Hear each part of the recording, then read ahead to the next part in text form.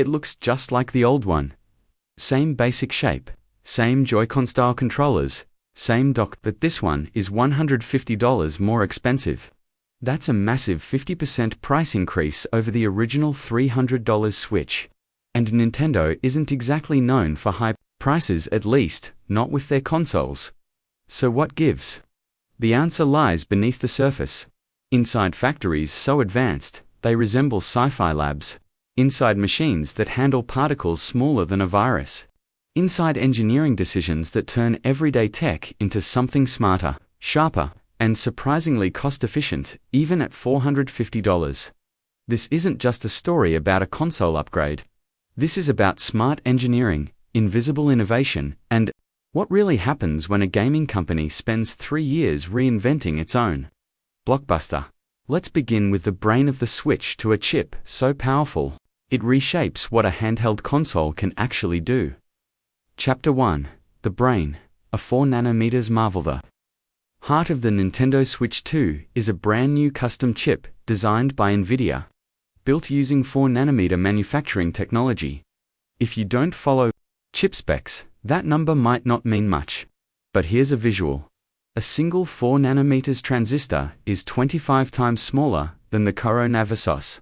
Yes, really. It's molecular-level engineering. This is the smallest and most efficient mobile gaming chip ever used by Nintendo, and making it requires a level of cleanliness and precision that's beyond extreme. It all happens inside a clean room, but not just any clean room. This one is 10,000 times cleaner than a hospital operating theater. Here, ultraviolet light lasers carve billions of transistors onto silicon wafers, transistors that will power your games, control your graphics, and enable lightning-fast processing speeds. For context, the original Nintendo Switch used a 12nm chip with around 2 billion transistors. This new chip has over 15 billion, all packed into the same space. That's like stuffing double Earth's population into a spot smaller than your fingernail. But here's the cost. The old chip cost Nintendo about $25 per unit to make. The new one, $85, more than triple the cost, just for the CPU and GPU alone, and we're just getting started. Chapter 2. The display, LCD reinvented now. Let's talk about something that caught everyone by surprise, the display.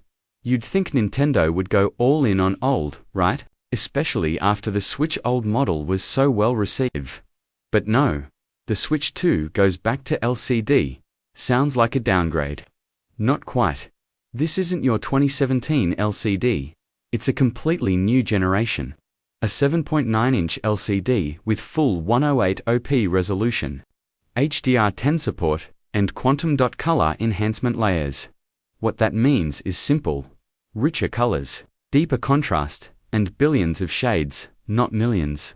A standard LCD screen shows around 16 million colors. This one, 1 billion dot.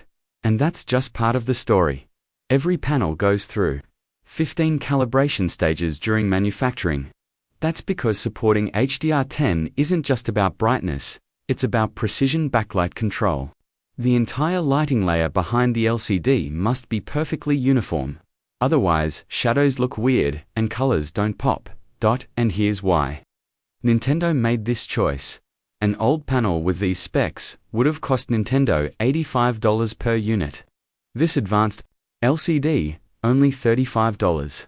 So Nintendo cut their costs in half, while delivering higher refresh rates, HDR, and 120Hz VRR gaming. Something even the old Switch couldn't do. Smart engineering doesn't always mean choosing the flashiest tech. Sometimes, it means choosing the right tech and using it smarter than anyone else. Chapter 3. The new Joy-Cons. Magnet magic now, let's flip over to the Joy-Cons. They might look the same, but what's inside is nothing like the original. The first-generation Switch used a sliding rail system. You'd snap the Joy-Cons on and off, and over time they'd become loose, even wobbly. It became one of the most annoying parts of the design. The Switch 2 fixes this completely, using magnets, but not just any magnets. We're talking about rare earth neodymium magnets, magnetized to precise tolerances. These magnets are engineered so tightly, they have to be aligned within 0.1 millimeters. That's thinner than a human hair. Too weak, and the Joy-Con falls off mid-game.